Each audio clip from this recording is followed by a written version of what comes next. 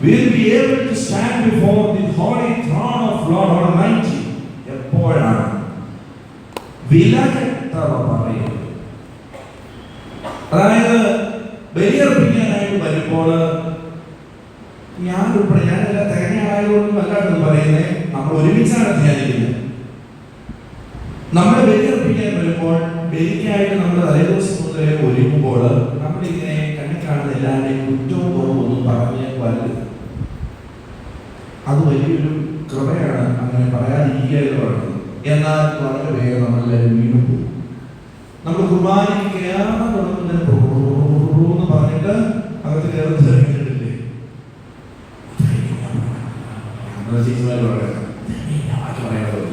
എന്ത് പറയാ, അത് episode 1, episode 2 will come soon. ഇതും പറഞ്ഞുകൊണ്ടാണ് കുർബാന കയറുന്നത്. അങ്ങനെ കയറുന്ന ചേച്ചിയാണെങ്കിലും ചേട്ടനാണെങ്കിലും അവർക്ക് ആ കുർബാനയുടെ ഒരു അഭിഷേകമായിട്ടോ അനുഭവമായിട്ടോ മാറില്ല. ഹല്ലേലൂയ. അതുകൊണ്ട് വിലകെട്ടവ പറയാതെ സത്വദിനങ്ങൾ മാത്രം പറഞ്ഞാലാണ് ദൈവസന്നിധിയിൽ നമുക്ക് പുനഃസ്ഥാപിക്കപ്പെടുവാൻ നിൽക്കുവാൻ സാധിക്കുകയുള്ളൂ. പ്രിയമുള്ളവരെ, ഞാൻ സമയമില്ലാത്തതുകൊണ്ട് എല്ലാം വേഗം പറഞ്ഞു പോവുകയാണ്. ഒന്നാമതായിട്ട് നമുക്ക് ഹൃദയത്തിൽ അനുതാപവും എളിമയും ഉണ്ടായിരിക്കും. രണ്ടാമതായിട്ട് നമ്മളോട് പറയുകയാണ്, നമ്മൾ വിലകെട്ടവ പറയരുത്. മറ്റുള്ളവരുടെ കുറ്റങ്ങൾ, അതിന് ഈ കുറ്റം പുറമേ പറയുന്നില്ല, പക്ഷെ നമ്മൾ ഉള്ളിൽ ഇങ്ങനെ പറഞ്ഞിരിക്കുക. എന്നാലും അവനത് പറഞ്ഞില്ല, അവ അത് ചെയ്തല്ലോ. അല്ലെങ്കിൽ നമ്മൾ കുർബാനയ്ക്ക് വന്നു കഴിഞ്ഞപ്പം കാണരുതേ എന്ന് പറഞ്ഞ് നേർച്ച നമ്മൾ പറഞ്ഞവൻ നേരെ മുമ്പിൽ വന്നേക്കുവാണ്.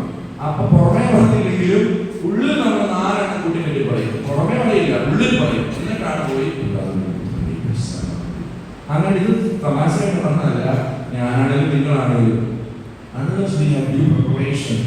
നമ്മൾ വേണ്ടത്ര ഒരുക്കമില്ലാതെ, ക്ഷമിക്കാതെ, മറ്റുള്ളവരുടെ കുറ്റം പറഞ്ഞ്, വിലകെട്ട സംസാരം പറഞ്ഞ് നമ്മൾ പള്ളിയിലേക്ക് കുർബാന അർപ്പിച്ചാൽ അത് അഭിഷേകമായി മാറുകയില്ല, അനുഭവമായി തീരുകയില്ല. ഹല്ലേലൂയ. യേശുവേ നന്ദി, യേശുവേ സ്തുതി. പ്രിയമുള്ളവരെ, തുടർന്ന് ഉൽപ്പത്തി പുസ്തകം 4-ാം അധ്യായത്തിൽ നമ്മൾ കാണുന്ന 2 കഥാപാത്രങ്ങളാണ്. ആദത്തിന്റെയും ഹവ്വായുടെയും 2 മക്കൾ. ആരെല്ലാമായിരുന്നവർ? ആബേലും കായീനും. ആദ്യത്തെ മകൻ ഏതാണ്? മൂത്ത മകൻ ആബേൽ, രണ്ടാമത്തെ ആബേൽ. അവിടെ വചനം 4-ാം അധ്യായത്തിലെ 3 മുതൽ 5 വരെയുള്ള വാക്യങ്ങൾ ഞാൻ വായിക്കാൻ ശ്രദ്ധിക്കുക. ഒരിക്കൽ കായീൻ തന്റെ വിളവിൽ ഒരു ഭാഗം കർത്താവിന് കാഴ്ച സമർപ്പിച്ചു. ആബേൽ തന്റെ ആട്ടിൻകൂട്ടത്തിലെ കടിഞ്ഞൂൽ കുഞ്ഞുങ്ങളെ എടുത്ത് അവയുടെ കൊഴുപ്പുള്ള ഭാഗങ്ങൾ അവിടത്തേക്ക് കാഴ്ചവെച്ചു. ആബേലിലും അവന്റെ കാഴ്ച വസ്തുക്കളിലും അവിടുന്ന് പ്രസാദിച്ചു. എന്നാൽ കായീനിലും അവന്റെ കാഴ്ച വസ്തുക്കളിലും അവിടുന്ന് പ്രസാദിച്ചില്ല. ഹല്ലേലൂയ. നമ്മൾ പണ്ട് മുതലേ കേൾക്കുന്നതാണ് കായലിന്റെ നിയമം സ്വീകരിച്ചില്ല, കാരണം ചീഞ്ഞതും. എന്റെ ഒരു വലിയ കുഞ്ഞുനാളെ കഥ പറയുമ്പോൾ അത് ഈ ചീഞ്ഞ പൂവും ചീഞ്ഞ പഴം കൊണ്ടാണ് കായൽ സമർപ്പിച്ചത്, അതുകൊണ്ട് ദൈവത്തിന് ഇഷ്ടപ്പെട്ടില്ല. നിങ്ങളുടെ കാരണവരാണ് കഥകളുണ്ടോ? അങ്ങനെ എന്റെ വലിയ ഭാവമായിട്ടുണ്ടായിരിക്കും. മറ്റേ ആബേൽ നല്ല ആളെ ഞാൻ കൊടുത്തേക്കണം. കുഞ്ഞായിരുന്നപ്പോൾ കട്ടിലേക്കെന്ന് പറഞ്ഞ കഥയാണ് അതൊക്കെ കൂടുതൽ ഓർക്കുന്നുണ്ട്. അപ്പൊ ഈ ചീഞ്ഞ പൂവും ചീഞ്ഞ കായും ഒന്നുമല്ല കായൽ കൊടുത്തത്. കായൽ അവനൊരു കൃഷിക്കാരനായിരുന്നു. And Abel was a shepherd. അവനൊരു ആട്ടിടയനാണ്. രണ്ടുപേരുടെയും സാഹചര്യത്തിലുള്ളതാണ്. കായൻ പച്ചക്കറിയും പഴങ്ങളും പുഷ്പങ്ങളും അങ്ങനെ അവനെ കൊണ്ട് കൃഷി ചെയ്തുണ്ടാക്കുന്നതിന്റെ ഒരു ഭാഗം കൊടുത്തു. ആട്ടിടയൻ ആടിന്റെ നല്ല കാൽമുറത് കൊണ്ട് കൊടുത്തു. അപ്പം യഹോവയായ ദൈവം ഇറച്ചിപ്പതിനായതുകൊണ്ട് ആടിന്റെ കാൽ കടിച്ചു, മറ്റേത് മുരിങ്ങക്കോലല്ല പള്ളി കളഞ്ഞു. അങ്ങനെയല്ല. പ്രിയമുള്ള സഹോദരങ്ങളെ, നിങ്ങൾ വരികൾക്കിടയിൽ വായിക്കണം. I shall repeat that verse once again. Listen properly. ആബേലിലും അവന്റെ കാഴ്ച വസ്തുക്കളിലും അവിടുന്ന് പ്രസാദിച്ചു, കായീനിലും അവന്റെ കാഴ്ച വസ്തുക്കളിലും അവിടുന്ന് പ്രസാദിച്ചു. ആ വാക്യങ്ങൾ കേട്ടപ്പോൾ ഇവിടുന്ന് എന്താണ് മനസ്സിലാവുന്നത്? കൊടുത്ത കാഴ്ച വസ്തുക്കളെയാണോ കൊടുത്ത വ്യക്തികളെയാണോ ദൈവം അവിടെ പരിഗണിച്ചത്? വ്യക്തികളെ. അല്ലാണ്ട് ചീഞ്ഞതും പഴുത്തതുമായിട്ടുള്ളതും മോശമായ സെക്കൻഡ് ഗ്രേഡ് പച്ചക്കറി കൊടുത്തുകൊണ്ടല്ല തിരസ്കൃതരായത്. ഇവിടെ വളരെ കൃത്യമാണ്. God did not please in Cain. കായനിൽ പ്രസാദിച്ചില്ല. But God pleased in Abel. ആബേലിൽ പ്രസാദിച്ചു. വ്യക്തിയിലാണ് ദൈവം പ്രസാദിക്കുന്നത്, അല്ലാതെ കുർബാന അർപ്പിക്കാനായിട്ട് നമ്മൾ വരുമ്പോൾ നമ്മിൽ ദൈവം പ്രസാദിക്കുന്നുണ്ടോ ഉണ്ടെങ്കിൽ മാത്രമാണ് നമുക്കത് അനുഭവമായി മാറുകയുള്ളൂ. ഇനി കായേനിൽ എന്തുകൊണ്ടാണ് ദൈവം പ്രസാദിക്കാതിരുന്നതെന്ന് ചോദിച്ചാൽ, God knew that he is going to be the first martyr of the history of humanity. മനുഷ്യ ചരിത്രത്തിലെ ആദ്യത്തെ കൊലപാതകയാകാൻ മനസ്സിൽ അമർഷവും ദേഷ്യവും അസൂയയുമായി നടക്കുന്നവനാണ് കായൻ എന്ന് ആരറിഞ്ഞിരുന്നു? ദൈവം അറിഞ്ഞിരുന്നു. Soon after this, that is what is going to happen. ഇതിന് ശേഷം കൊലപാതകമാണ് നടക്കാൻ പോകുന്നത്. ഞാൻ പറയുന്നില്ല. അപ്പൊ ഞാൻ കായനെ വിമർശിക്കുകയല്ല, പക്ഷെ God knew that he will be the murderer. അതുകൊണ്ട് കായനെ സമർപ്പിച്ചെങ്കിലും നല്ല വാഴക്കുലയാണെങ്കിലും നല്ല ചേനയാണ് കൊടുത്തതെങ്കിലും ദൈവം പറഞ്ഞു, എന്നെ സൂചിപ്പിക്കാൻ നോക്കണ്ട, നീ ആരാ മുതലെന്ന് എനിക്കറിയാം, ഞാൻ നിന്നെ പ്രസാദിക്കുകയും. ഹല്ലേലൂയ. പക്ഷേ ആബേല് ആദ്യത്തെ ദുഷ്കർമ്മ രക്തം ചൊരിഞ്ഞ പാവപ്പെട്ടവൻ ദൈവത്തിന് അങ്ങോട്ട് പ്രത്യേക സ്നേഹമുണ്ടായി. ഇവിടെ പറഞ്ഞു വരുന്നതാണ്, നമ്മൾ എത്രത്തോളം വലിയ പാട്ടുകുർബാന കഴിച്ചാലും വലിയ റാസകുർബാന കഴിച്ചാലും വരുന്ന അച്ഛന് ഇടാനായിട്ട് പുത്ത കാപ്പ മേടിച്ചു കൊടുത്താലും വരുന്ന അച്ഛന് വണ്ടിക്കൂലിയായിട്ട് 5000 രൂപ കവറിലിട്ട് കമ്മട്ടി കൊടുത്താലും നിങ്ങളെ അച്ഛന്മാർക്ക് തീയ തരുമ്പോൾ അതിനിപ്പോൾ പറയാൻ സന്ദർഭവശാൽ പറയുന്നതാണ്. തീയ തന്നിട്ടുണ്ടെങ്കിൽ അച്ഛന്മാര് ചിലപ്പോൾ മേടിക്കും. അച്ഛന്മാര് തീയ വണ്ടി ഓടിച്ചുകൊണ്ട് പെട്രോൾ ചെയ്യുന്ന കാശാണ്, അപ്പോൾ തീയ കൊടുക്കും. ചിലർ തീയ കൊടുക്കുന്ന കള്ളക്കടത്ത് ബിസിനസ് പോലെയാണ്. എനിക്കങ്ങനെ കൊണ്ടുപോകുമ്പോൾ നാണവും തോന്നും, അമർഷവും തോന്നും. ഇതേതാണ്ട് അച്ഛന്മാര് വന്നിട്ടുണ്ടെങ്കിൽ അച്ഛന്മാർക്ക് ഇതിന്റെ തീയ കൊടുത്തോ, അത് മാന്യമായിട്ട് അവിടെ വെച്ചാൽ തീയെ അച്ഛൻ അത് മേടിക്കും, പോകത്തില്ല. ഒത്തിരി കാശുള്ള അച്ഛന്മാരാണെങ്കിൽ എനിക്ക് വേണ്ടാന്ന് പറയും. ദൈവം അനുഗ്രഹിക്കട്ടെ. ഞാൻ പറഞ്ഞു വരുന്നത്, ഇതൊരു കള്ളക്കടത്ത് ബിസിനസ്സോ ആൾക്കാരെ കാണിക്കാനുള്ള പരിപാടിയൊന്നുമല്ല. നിങ്ങൾ ഇതിനെ തിരികെ കേൾക്കുന്ന പരിപാടിയായിട്ട് നേരെ പറയരുതും പോകരുത്. ഒന്നെങ്കിൽ നോട്ട് നേരിട്ട് കൊടുക്കുക, അല്ലെങ്കിൽ കവറിലിട്ടത് കൊടുക്കുക, അച്ഛൻ മേടിച്ച് പോകത്തിട്ട് കൊടുക്കുക. കൊടുക്കണം നിർബന്ധമൊന്നുമില്ല, നിങ്ങൾക്ക് ഇഷ്ടമുണ്ടെങ്കിൽ ചെയ്യാം. ഹല്ലേലൂയ. യേശുവേ നന്ദി, യേശുവേ സ്തുതി. അപ്പോൾ അങ്ങനെ അച്ഛന്മാർക്ക് കൊടുക്കേണ്ടതെല്ലാം കൊടുത്ത് വലിയ ആഘോഷമായ കുർബാന നടത്തിയാലും ഈശോ അതിൽ പ്രസാദിക്കണമെങ്കിൽ അവൻ നിങ്ങളുടെ ഹൃദയത്തിലേക്ക് നോക്കും. നിങ്ങൾ പാപാവസ്ഥയിലാണെങ്കിൽ God will never please in your offerings. പാപാവസ്ഥയിലാണെങ്കിൽ പ്രയോജനമില്ല. അതുകൊണ്ടാണ് പറയുന്നവരെ വിശുദ്ധ കുംഭസാരം നടത്തി പാപവസ്ഥ ഒഴിവായി ബലിയർപ്പിക്കാറ്. ഒത്തിരി പാപങ്ങൾ ചെയ്ത് കൂന കൂട്ടി കുർബാന കാണുന്നുണ്ടല്ലോ, ആരാധന പോകുന്നുണ്ടല്ലോ, ദൈവം കണ്ണടച്ചോളും, ദൈവം ക്ഷമിച്ചോളും എന്ന് പറഞ്ഞു വന്നാൽ അത് ഒരിക്കലും അങ്ങനെ ആവുകയില്ല. നമ്മൾ ചുമ്മാ വിചാരിക്കും എല്ലാം റെഡിയാവും. ചില കാര്യങ്ങളിൽ ദൈവത്തിന് കൃത്യതയുണ്ട്, അത് വ്യക്തമായി വചനത്തിലൂടെ പറഞ്ഞിട്ടുമുണ്ട്. അതുകൊണ്ട് പാപവും വേറിക്കൊണ്ട് കായനെ പോലെ ബലി അർപ്പിച്ചാൽ എത്ര നല്ല ബലിവസ്തുവാണെങ്കിലും God will never please in your offerings. God will never answer your pleas. നിങ്ങളുടെ അപേക്ഷകൾക്ക് ദൈവം ഒരിക്കലും മറുപടി തരികയില്ല. ഹല്ലേലൂയ. യേശുവേ നന്ദി, യേശുവേ സ്തുതി. അപ്പോൾ കുർബാന അനുഭവമാകണമെങ്കിൽ, കുർബാന അഭിഷേകമാകണമെങ്കിൽ എന്തൊക്കെ വേണം? ആദ്യമേ മനസ്സിൽ അനുതാപവും പശ്ചാത്താപവും വേണം. പിന്നെ എന്നാ പറഞ്ഞത്? നല്ലത് പറയണം. മറ്റുള്ളവരെ പറ്റി മോശം സംസാരിച്ച് വിധിച്ച് കുറ്റം പറഞ്ഞ് വെറുപുറത്ത് ബലിയർപ്പിക്കാൻ വരരുത്. പിന്നെ എന്ത് വേണമെന്നാണ് പറഞ്ഞത്? നമ്മുടെ ഉള്ളിലേക്ക് നോക്കുന്നവനായ തമ്പുരാന് നമ്മുടെ ഉള്ളിൽ മാരകമായ പാപങ്ങളൊന്നും കാണാൻ പറ്റാത്തവരാണ്. അപ്പൊ അതുകൊണ്ട് കുമ്പസാരിക്കണം. ലഘുവായ പാപങ്ങൾ ഉണ്ടെങ്കിൽ അത് മനസ്സാപകരണം ചൊല്ലി ഏറ്റുപറഞ്ഞ് നമുക്ക് കുറിച്ചുകൊള്ളാൻ സ്വീകരിക്കാം. 2 ആഴ്ച കഴിഞ്ഞെങ്കിലും കുമ്പസാരിക്കണം. വെറുതെ എന്തെങ്കിലും കുമ്പസാരിച്ചാൽ പോരാ, ഹൃദയം തുറന്നുള്ള കുമ്പസാരം അങ്ങനെ നടത്തി നമ്മൾ അഭിഷേകത്തിലായിരിക്കണം. അല്ലാതെ നമുക്ക് കുർബാന അനുഭവമാവുകയില്ല. പ്രിയമുള്ളവരെ, മറ്റൊരു വചനം നമുക്ക് ശ്രമിക്കാം. ഞാൻ പല വചനങ്ങളും എഴുതിയെടുക്കുന്നുണ്ടല്ലോ അല്ലേ? മറ്റൊരു വചനം സുഭാഷിതങ്ങളുടെ പുസ്തകം 21:27. സുഭാഷിതങ്ങൾ 21:27. അതിതാണ്: ദുഷ്ടന്റെ ബലി വെറുപ്പുളവാക്കുന്നു, ദുരുദ്ദേശത്തോടെ സമർപ്പിക്കുമ്പോൾ അത് എത്രയോ അധികമായി വെറുക്കപ്പെടുന്നു. Hallelujah. What is the intention of your offering? നിങ്ങളുടെ സമർപ്പണത്തിന്റെ കുർബാനയുടെ ഇന്റൻഷൻ. അതായത് ഈ ഹൈന്ദവ സഹോദരങ്ങൾക്ക് അമ്പലങ്ങളിൽ പ്രത്യേക പൂജയുണ്ട്, ശത്രു സംഹാര പൂജ.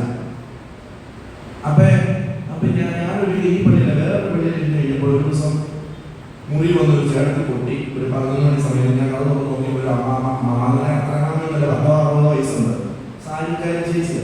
അപ്പോൾ അങ്ങനെ പറഞ്ഞിരിക്കുന്നത് പോയപ്പോൾ എൻ്റെ 500 രൂപ 5 കുർബാനല്ലോ. അതിനോട് സന്തോഷം. ഞാൻ പേരും എന്താ നിയോഗം എന്ന് ചേച്ചിട്ട് പറഞ്ഞു. അന്നേരം ചേച്ചി അവിടെ നിന്ന് കട പറയാൻ തുടങ്ങി. അതായത് വീടിൻ്റെ അടുത്തൊരു പുതിയ കാര്യക്കാർ വന്നു, അവിടെ അവർ മറ്റേ കൊണ്ടരാണ്, അവരവിടെ ഇതുകൊണ്ട് അതിന് വന്ന ശേഷം പ്രശ്നങ്ങളാണ്, നമുക്ക് കിടക്കപ്പുറത്തിയില്ല, അവന്മാരെ നമ്മുടെ കുഴിച്ചിട്ടുണ്ട്.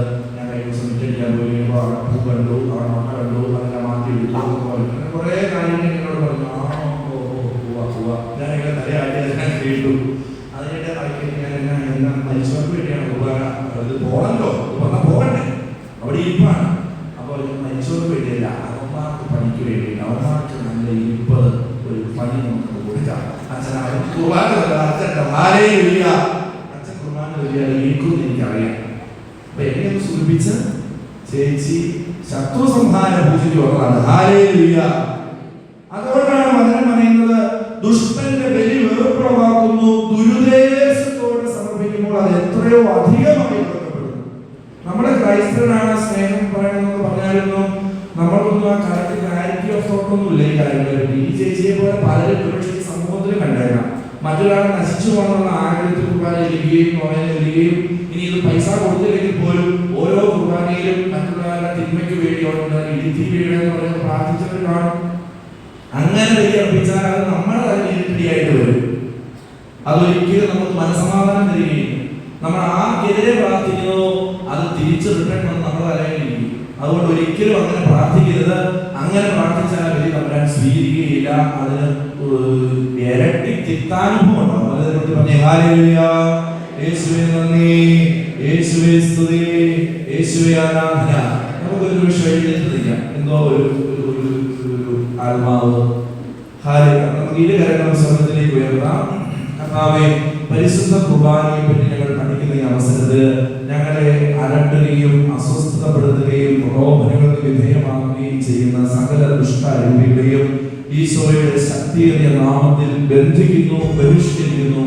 കർത്താവായ ദൈവമേ, അങ്ങ് കാൽവരിയിൽ അർപ്പിച്ച തിരുബലിയുടെ യോഗ്യത്തിനാൽ അങ്ങയുടെ തിരുവിലാവിൽ നിന്നും ഒഴുകിയ തിരുരക്തത്തിന്റെയും തിരുജലത്തിന്റെയും യോഗ്യതയാൽ കർത്താവേ, അങ്ങ് മാർഗം പിളർന്ന് ഞങ്ങൾക്കായി നൽകിയ സ്നേഹത്തിന്റെ യോഗ്യതയാൽ ഈ സമൂഹത്തിന്റെ മേൽ ആഞ്ഞടിച്ചിരിക്കുന്ന പിശാചിന്റെ എല്ലാ കുടിലതന്ത്രങ്ങളിൽ നിന്നും തെറ്റിദ്ധാരണകളിൽ നിന്നും പൈശാചികമായ ഉപദ്രവങ്ങളിൽ നിന്നും മനസ്സിനെ മടുപ്പിക്കുന്ന ചിന്തകളിൽ നിന്നും ആകുലതകളിൽ നിന്നും ശാരീരികമായ ബുദ്ധിമുട്ടുകളിൽ നിന്നും അങ്ങയുടെ ശക്തിയേറിയ നാമത്താൽ ഇവരെ ബഹിഷ്കരിച്ച്, ഇവരെ വേർപെടുത്തി, ഇവരെ വിശുദ്ധീകരിച്ച്, ഇവരെ അങ്ങയുടേതാക്കി മാറ്റണമേ. കർത്താവായ യേശുവിന്റെ നാമത്തിൽ സകല പൈശാചിക പീഡകളും തെറ്റിദ്ധാരണകളും കുർബാനയോടുള്ള അപമതിപ്പും കുർബാനയോടുള്ള താല്പര്യക്കുറവും മനസ്സിന്റെ തെറ്റിദ്ധാരണകളും ഈ നിമിഷം പരിശുദ്ധാത്മ സഹായത്താൽ യേശുവിന്റെ നാമത്തിൽ വിട്ടൊഴിഞ്ഞു പോകട്ടെ. Hallelujah, hallelujah. എല്ലാവരും ശിരസിന്റെ കരങ്ങൾ കമഴ്ത്തി വെച്ചുകൊണ്ട് സ്തുതിക്കുക.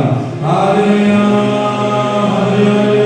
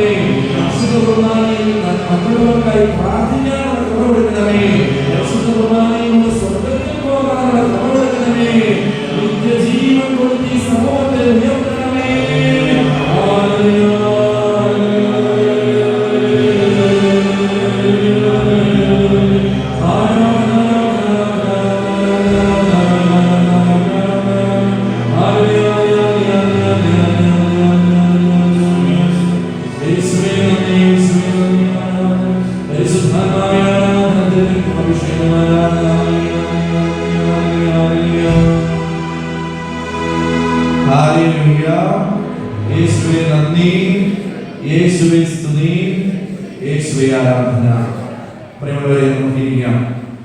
അതുകൊണ്ട് യോഹന്നാൻ 10:10 പറയുന്നുണ്ട്, ഇതിനോട് ചേർത്ത് വെച്ചുകൊണ്ട് തന്നെയാണ്, കള്ളന്മാർ വരുന്നത് മോഷ്ടിക്കുവാനും കൊലപാതകം ചെയ്യുവാനുമാണ്, എന്നാൽ ഞാൻ വന്നിരിക്കുന്നത് ജീവൻ ഉണ്ടാകുവാനും അത് സമർത്ഥമായി ഉണ്ടാകും. അപ്പൊ ജീവന്റെ അപ്പമായ പരിശുദ്ധ കുർബാന വിളമ്പുന്ന ആ അർപ്പണത്തിൽ, ആ കൂദാശയിൽ നമ്മൾ പങ്കെടുക്കുമ്പോൾ നമുക്ക് ജീവൻ ഉണ്ടാകുവാനും നമ്മളോട് ചേർന്നിരിക്കുന്നവർക്ക് ജീവൻ ഉണ്ടാകുവാനും അതിനുവേണ്ടി വേണം നാം പ്രാർത്ഥിക്കുന്നത്. ഒരിക്കലും തിന്മ നിരൂപിച്ച് ആർക്കും വേണ്ടി നമ്മൾ പ്രാർത്ഥിക്കുന്നത്. ഹല്ലേലൂയ, യേശുവേ നന്ദി, യേശുവേ സ്തുതി. മറ്റൊരു സംഗതി, യെരമ്യാ പ്രവാചകന്റെ പുസ്തകം, ബുക്ക് ഓഫ് ജെറമിയ ചാപ്റ്റർ 7 7-ാം അധ്യായം വേഴ്സ് 8 8-ാം തിരുവാക്യം, ജെറമിയ 7:8. അവിടെ പ്രകാരം പറഞ്ഞിരിക്കുന്നു, ഇതാ പൊള്ള വാക്കുകളിലാണ് നിങ്ങൾ ആശ്രയിക്കുന്നത്, അത് വ്യർത്ഥമാണ്. ഹല്ലേലൂയ. നിങ്ങൾ ആശ്രയിക്കുന്നത് എന്തിനാണ്? പൊള്ള വാക്കുകൾ. ഇതെന്താണ് ഉദ്ദേശിക്കുന്നത് ചോദിച്ചാൽ, നമ്മൾ ആരാധനയുടെ പരിശുദ്ധ കുർബാന അർപ്പണത്തിനായിട്ട് വരുമ്പോൾ ഒത്തിരി പ്രാർത്ഥനകൾ നമ്മൾ ചൊല്ലാറുണ്ട്. പുരോഹിതൻ ചൊല്ലുന്നതുണ്ട്, ശുശ്രൂഷ ചൊല്ലുന്നുണ്ട്, ദൈവജനം ചൊല്ലുന്നതുണ്ട്, ഇവരെല്ലാവരും ഒരുമിച്ച് ചൊല്ലുന്നതുണ്ട്. ഇതിങ്ങനെ പൊളിച്ചു വിട്ടിട്ട് പറഞ്ഞുകൊണ്ട് ചൊല്ലുക. നമ്മൾ ചൊല്ലുന്ന ഓരോ പ്രാർത്ഥനയിലും നമ്മൾ ഹൃദയം കൊടുക്കുന്നുണ്ടോ? ഹല്ലേലൂയ. കുർബാന മുഴുവൻ കാണാപ്പാടം ചൊല്ലാം. എനിക്ക് മുഴുവൻ കുർബാന കാണാപ്പാടം ചൊല്ലാൻ കാണാപ്പാടം പഠിച്ചു. 5 കൊല്ലമായി അച്ഛനായിട്ട് കാണാപ്പാടം ചൊല്ലാൻ. നിങ്ങൾക്കും പാട്ട് പ്രാർത്ഥന എല്ലാം കാണാപ്പാടം ഓർക്കത്തിൽ നിന്നുണ്ട്. പക്ഷേ നമ്മൾ ഈ പ്രാർത്ഥിക്കുന്ന പ്രാർത്ഥനകൾ ഇത് നമ്മളെ യഥാർത്ഥത്തിൽ സ്പർശിക്കുന്നു. അങ്ങനെ ഉണ്ട് എങ്കിൽ മാത്രമാണ് ആ പ്രാർത്ഥന വെറും പൊള്ളവാക്കല്ലാതായിരിക്കും. മൈ ഡിയർ ഫ്രണ്ട്സ്, ദൈവത്തിനൊരിക്കലും നമ്മുടെ ഈ സ്തുതിപ്പോ സ്തോത്രമോ യഥാർത്ഥത്തിൽ ആവശ്യമില്ല. നമ്മൾ പറയാണ്, holy are you O God, ദൈവമേ നീ പരിശുദ്ധനാകുന്നു. ഹോളി ആർ യു ഓൾമൈറ്റി, ബലവാനേ നീ പരിശുദ്ധനാകുന്നു. ഹോളി ആർ യു ഇമ്മോർട്ടൽ, മരണമില്ലാത്തവനെ നീ പരിശുദ്ധനാകുന്നു. നമ്മളിങ്ങനെ ദൈവത്തെ പുകഴ്ത്തുകയാണ്. അല്ലെങ്കിൽ ഓ മേഴ്സിഫുൾ ലോർഡ്, ഓ കാരുണ്യവാനായ കർത്താവേ, നമ്മളിങ്ങനെ ദൈവത്തെ ഇങ്ങനെ ആഡ്ജക്റ്റീവ്സ് വെച്ച് ഇങ്ങനെ പുകഴ്ത്തിക്കൊണ്ടിരിക്കുകയാണ്. God doesn't want this pampering from the human beings. ദൈവത്തിന് മനുഷ്യരിൽ നിന്നും ഇങ്ങനെയുള്ള തലോടലും സ്നേഹവും ആവശ്യമില്ല. ബിക്കോസ് നമ്മൾ പറഞ്ഞാലും നമ്മൾ പറഞ്ഞില്ലെങ്കിലും ദൈവം പരിശുദ്ധനല്ലേ. നമ്മൾ പ്രാർത്ഥിച്ചാലും പ്രാർത്ഥിച്ചെങ്കിലും ദൈവം ശക്തിമാനാണ്. നമ്മൾ പ്രാർത്ഥിച്ചാലും പ്രാർത്ഥിച്ചെങ്കിലും ദൈവം ഒരിക്കലും അവസാനിക്കാത്ത അമർത്യനാണ്. പിന്നെ നമ്മൾ എന്തിനാണ് ഇത് പ്രാർത്ഥിക്കുന്നത്? നമ്മൾ സഭയുടെ പാരമ്പര്യം അനുസരിച്ച് 7 യാമങ്ങളിൽ പ്രാർത്ഥിക്കണമെന്നാണ്. സിസ്റ്റേഴ്സ് ഒക്കെ പണ്ടങ്ങനെ ചെയ്യുമായിരുന്നു. ഇപ്പോൾ അവർക്ക് 3 യാമങ്ങളിലെ കാനോനിക്കൽ പ്രേയേഴ്സ് ചെല്ലാനായിട്ട് കടമുണ്ട്. 7 യാമങ്ങളിൽ ചൊല്ലുന്നവരുണ്ട് കേട്ടോ. ഇന്നും 7 യാമങ്ങളിൽ പണ്ട് ദൈവജനം ഒരു കാലത്ത് പള്ളിയിൽ വന്ന് പ്രാർത്ഥിക്കുമായിരുന്നു. മുസ്ലിം സഹോദരങ്ങൾ 5 നേരം നിസ്കരിക്കുമെന്ന് പറയുന്നത് ക്രൈസ്തവരും യഹൂദരും 7 നേരം പ്രാർത്ഥിക്കുമായിരുന്നു. ഇന്ന് 7 പോയി. മാസത്തിലെങ്കിലും 7 തവണ നമ്മൾ പ്രാർത്ഥിക്കാറുണ്ടോ? ആത്മാർത്ഥമായി ചിന്തിച്ചു നോക്കുക. ഹല്ലേലൂയ, യേശുവേ നന്ദി, യേശുവേ സ്തുതി. അപ്പോൾ ഇങ്ങനെ 7 നേരമല്ല 7 മിനിറ്റേ നമ്മൾ പ്രാർത്ഥിച്ചുള്ളൂവെങ്കിലും നമ്മുടെ മനസ്സ് നാം ഇവിടെ കൊടുക്കും. ഇവിടെ ഉദാഹരണം പറഞ്ഞിട്ടുണ്ടെങ്കിൽ നമ്മൾ എത്രയോ നമ്മൾ അന്നാപസക ചങ്ങനാശ്ശേരി ടൂണില്, എറണാകുളം ടൂണില്, കാഞ്ഞിരപ്പള്ളി ടൂണില്, സുറിയാനി ടൂണില് ഒക്കെ നമ്മൾ പാടുന്നതാണ് അല്ലേ. പക്ഷെ നമ്മൾ എന്തെങ്കിലും ആ വാക്യത്തിന്റെ പൊരുളറിഞ്ഞ് അതനുസരിച്ച് നമ്മുടെ ജീവിതത്തെ മാറ്റാൻ ശ്രമിച്ചിട്ടുണ്ട്. അല്ലെങ്കിൽ ഇന്നിപ്പോ ഇവിടെ സ്റ്റാൻഡിച്ചേട്ട കുർബാനയ്ക്കിടയിൽ കൈവേഷന് വിശുദ്ധ കുർബാന ഉയർത്തിയ സമയത്ത് പാടിയ പാട്ടുകളാണ്. ഉന്നത ദൂതന്മാർ ബലിപീഠത്തിങ്കൽ ആദരവോടെ നിൽക്കുന്നു, ഭയഭക്തിയോടെ നോക്കുന്നു, പാപകടങ്ങൾ പോക്കിടുവാൻ കർത്താവിന്മേൽ വിഭജിക്കും വൈദികനെ വീക്ഷിച്ചിരുന്നു. എത്രമാത്രം മീനിങ്ഫുൾ ആയിട്ടുള്ള പാട്ടാണ് നമ്മൾ പാടുന്നത്. ക്രോവേന്മാരും ശ്രാപ്പേന്മാരും ഉന്നത ദൂതന്മാരും ബലിപീഠത്തിന് ചുറ്റും എങ്ങനെ നിൽക്കുന്ന രാഗാലാപാടിയാണോ നിൽക്കുന്നത്? നിൽക്കുന്നേ? എങ്ങനെയാണ്? ആദരവോടുകൂടെ നിൽക്കുന്നു. പിന്നെ എങ്ങനെയാണ് നോക്കുന്നേ? ഭയഭക്തിയോട് നോക്കുന്നു. With awe and reverence they look. എവിടെയാണ്? They look at the priest who administers the precious body and the blood of Jesus. Hallelujah. കർത്താവിന്റെ തിരുശരീരവും കർത്താവിന്റെ തിരുരക്തവും അഡ്മിനിസ്റ്റർ ചെയ്യുന്ന, കൈകാര്യം ചെയ്യുന്ന, വിഭജിക്കുന്ന പുരോഹിതന്റെ നേരെ they look with jealousy. യഥാർത്ഥത്തിൽ പുരോഹിതരോട് മാലാഖമാർക്ക് ഭയങ്കര അസൂയാണ്. അതിന്റെ കാരണം മാലാഖമാർക്ക് ചിലരിട്ടടിച്ച് ഇങ്ങനെ ഈശോയുടെ ചുറ്റും നിൽക്കാൻ പറ്റും. പക്ഷെ ഈശോയെ തൊടാനോ ഈശോയുടെ ശരീരങ്ങൾ വഹിക്കാനോ കുർബാന അർപ്പിക്കാനോ ഒന്നും പറ്റത്തില്ല. പരിശുദ്ധ അമ്മ ഈശോയ്ക്ക് ചരിത്രത്തിൽ ജന്മം നൽകിയ സ്ത്രീയാണ്, ദൈവമാതാവാണ്.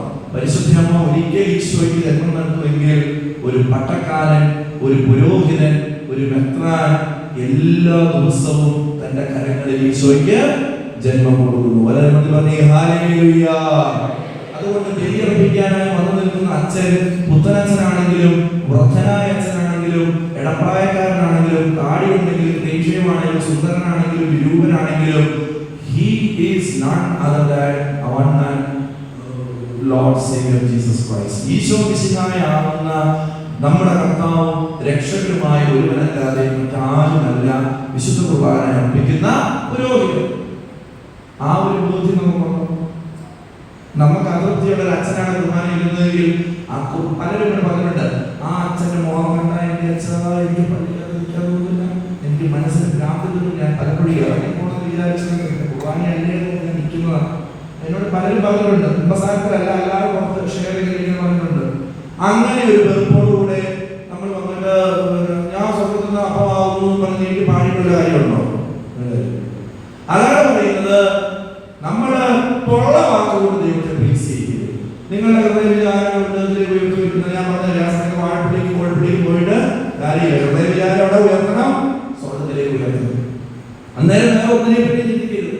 ഈ കൂടുതൽ ഡോക്ടർമാരുണ്ടെങ്കിൽ രാവിലത്തെ കുർബാനയ്ക്ക് സർജറിയാണെന്നാണല്ലോ, എന്താവും അങ്ങനെയുള്ള ചിന്ത വേണ്ട. പേഷ്യൻസ് നോക്കുകയാണെങ്കിൽ പേഷ്യൻസ് എന്താവും അങ്ങനെ ചിന്ത വേണ്ട. ബാങ്കുകാരുണ്ടെങ്കിൽ ചിന്ത വേണ്ട. ബിസിനസ്സുകാർ ബിസിനസ് രീതിയിൽ നടക്കും, വലിയ ചിന്ത വേണ്ട. ടീച്ചേഴ്സിന് പരീക്ഷയ്ക്ക് പോകുമ്പോൾ കോപ്പി അടിക്കും, എന്റെ പണി പോകും, അങ്ങനത്തെ ചിന്ത വേണ്ട, ഒന്നും വേണ്ട.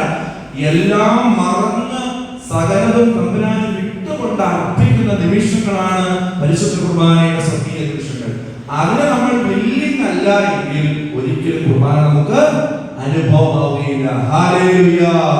യേശുവേ നന്ദി, യേശുവേ സ്തുതി. അതുകൊണ്ട് സഭാപിതാക്കന്മാര് നൂറ്റാണ്ടുകൾക്ക് മുൻപേ പറഞ്ഞു വെച്ചിട്ടുള്ള ഒരു ചൊല്ലുണ്ട് ലത്തീനില്. അതിങ്ങനെയാണ്, Lex ഒറാന്തി et lex credendi et lex vivendi. I repeat, lex orandi. Lex L-E-X. ലത്തീനിൽ ലെക്സ് എന്ന് പറഞ്ഞാൽ റൂൾ എന്നാണ്. റൂൾ, നിയമം, ലോ. ലെക്സ് ഒറാന്തി. ഒറാന്തി ഓറ. ഓറ എന്ന വാക്കിന്റെ അർത്ഥം ലത്തീനിൽ പ്രയർ എന്നാണ്, പ്രാർത്ഥന. So lex orandi means the rule of prayer. Lex credendi. ലെക്സ് വീണ്ടും റൂള്. ക്രദേന്തി, ക്രേഗോ എന്ന വാക്ക് അതിന്റെ അർത്ഥം വിശ്വാസം എന്നുള്ളതാണ്. ക്രേഗോ മീൻസ് ഫെയ്ത്ത്. ലെക്സ് ഒറാന്തി, ലെക്സ് ക്രദേന്തി എന്ന് പറഞ്ഞാൽ the rule of prayer. നിയമം, പ്രാർത്ഥനയുടെ നിയമം എന്താണെന്നാണ് പറയുന്നത്? വിശ്വാസത്തിന്റെ നിയമമാണ്. And they added എന്ന് പറഞ്ഞാൽ and lex vivendi. Vivendi, vivification. ഇംഗ്ലീഷിലെ വാക്ക് ഇംഗ്ലീഷ് ടീച്ചേഴ്സ് അറിയാം. vivify എന്ന് പറഞ്ഞാൽ അർത്ഥം എന്താണ്? ജീവൻ കൊടുക്കുക എന്നാണ്. vivify. അപ്പോൾ വിവേന്തി എന്ന് പറയുന്ന ലത്തീൻ വാക്കിന്റെ അർത്ഥം ജീവിതം എന്നാണ്. അപ്പോൾ കൂട്ടി വായിക്കുക, lex orandi, the rule of prayer, is lex credendi, the rule of faith, and the rule of life. പ്രാർത്ഥനയുടെ നിയമം വിശ്വാസത്തിന്റെ നിയമമാണ്. വിശ്വാസത്തിന്റെ നിയമം ജീവിതത്തിന്റെ നിയമമാണ്. Hallelujah, hallelujah. അതുകൊണ്ട് നമ്മൾ പ്രാർത്ഥിക്കുന്നതും നമ്മൾ വിശ്വസിക്കുന്നതും നമ്മൾ ജീവിക്കുന്നതും തമ്മിൽ വ്യത്യാസം ഉണ്ടാകാൻ പാടില്ല. There should not be any disparity between our words and deeds. നമ്മുടെ വാക്കും നമ്മുടെ പ്രവൃത്തിയും അന്തരമുണ്ടാകാൻ പാടുള്ളതല്ല. വളരെ പറയാ ഹല്ലേലൂയ. അങ്ങനെ നമ്മൾ ജീവിച്ചതിനാണ് കുർബാന അനുഭവമാവുകയുള്ളൂ. ഒന്നിങ്ങനെ പറഞ്ഞു ഹല്ലേലൂയ പ്രാർത്ഥിക്കുന്നു, പുറത്തിറങ്ങി കഴിയുമ്പോൾ നമ്മള് ശത്രു വെച്ച് കൊടുക്കുന്നു, ഞാൻ വലിയ പ്രാർത്ഥനക്കാരനാണെന്നുള്ള അഹങ്കാരത്തിൽ ജീവിക്കുന്നു, അല്ലെ വേറൊരാളെ പ്രാർത്ഥിക്കുന്നവനെ കണ്ട അവനോട് അസൂയ തോന്നുന്നു, കുശുക്ക് തോന്നുന്നു, അതിനെപ്പറ്റി അറക്കാൻ പറയുന്നു, അല്ലെങ്കിൽ അർത്ഥ കൈക്ക് ഉപ്പ് തേക്കാമെന്നൊക്കെ പറയില്ലേ. ഇഷ്ടം പോലെ കാശുണ്ട്, പക്ഷെ 5 നയാ പൈസ ഒരു മനുഷ്യൻ ഉപകാരം ചെയ്യില്ല.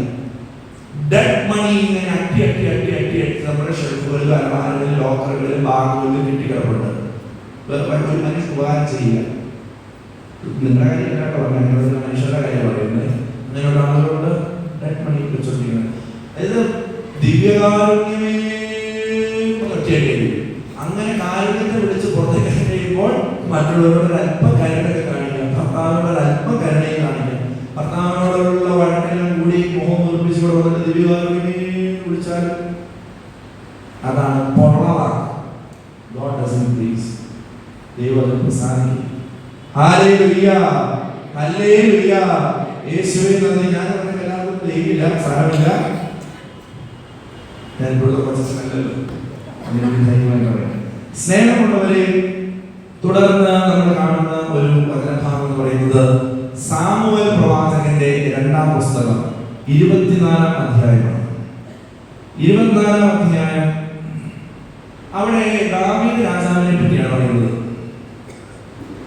ദാവീദ് രാജാവ് യഹോവയായ ദൈവത്തിന്റെ അനുവാദം കൂടാതെ ഇസ്രായേൽ ജനതയുടെ ഒരു കണക്കെടുപ്പ് നടത്തി. സെൻസസ് കണക്കെടുപ്പ് നടത്തി. യഹോവയായ ദൈവം അരുളി ചെയ്യാതെ അനുവാദം കൂടാതെ ജനത്തിന്റെ കണക്കെടുക്കാൻ പാടുള്ളതല്ല എന്ന് നേരത്തെ പറഞ്ഞിട്ടുള്ളതാണ്. പക്ഷേ ദാവീദ് രാജാവിനെ രാജാവാണെന്ന് പറഞ്ഞുകൊണ്ട് അവരുടെ ജനത്തിന്റെ മുഴുവൻ കണക്കെടുപ്പ് നടത്തി. അതിൽ ദൈവം കോപാകുലനായി. പഴയ നിയമത്തിലെ കാര്യമാണ് പറയുന്നത്. യഹോവയായ ദൈവം അതിൽ കോപിച്ചിട്ട് ദാവീദ് രാജാവിനോട് പറഞ്ഞു, നീ ഞാൻ കൽപ്പിക്കാതെ ഈ ദൈവജനത്തിന്റെ എണ്ണം എടുത്തു. So I shall punish you. You have 3 options. Option number 1 എന്താണ്? 3 വർഷത്തേക്ക് നിന്റെ സാമ്രാജ്യത്തിൽ ഞാൻ കൊടിയ ക്ഷാമം കൊണ്ടുവരും. ഓപ്ഷൻ നമ്പർ 2 3 മാസത്തേക്ക് നീ ഇവിടെ നിന്ന് ഒളിവിൽ താമസിക്കും. ആൻഡ് ഓപ്ഷൻ നമ്പർ 3 3 ദിവസത്തേക്ക് നിന്റെ നാട്ടിൽ ഞാൻ പകർച്ചവ്യാധി കൊണ്ടുവരും. ഹല്ലേലൂയ. ദൈവം എത്രയോ ജനറസ് ആയിട്ടുള്ള മനുഷ്യനാണ്. 3 ഓപ്ഷൻസ് കൊടുത്തു. ഇഷ്ടമുള്ളത് എടുത്തു. ഞാൻ പറയാതെ നീ ചെയ്യുന്നത്. അപ്പോൾ നമ്മളെ പോലെ ദാവീദ് രാജാവ് ചിന്തിച്ചു, 3 കൊല്ലമൊന്നും നമ്മളെ കൊണ്ട് താങ്ങത്തില്ല. 3 മാസമാണെങ്കിൽ എനിക്ക് കടലെ കിടക്കാതെ പോയി താമസിക്കാനൊന്നും പറ്റത്തില്ല. എന്നാൽ 3 ദിവസമാണെങ്കിൽ 3 ദിവസമല്ലേ ഉള്ളൂ, 24 മണിക്കൂറല്ലേ ഒരു ദിവസത്തേ ഉള്ളൂ.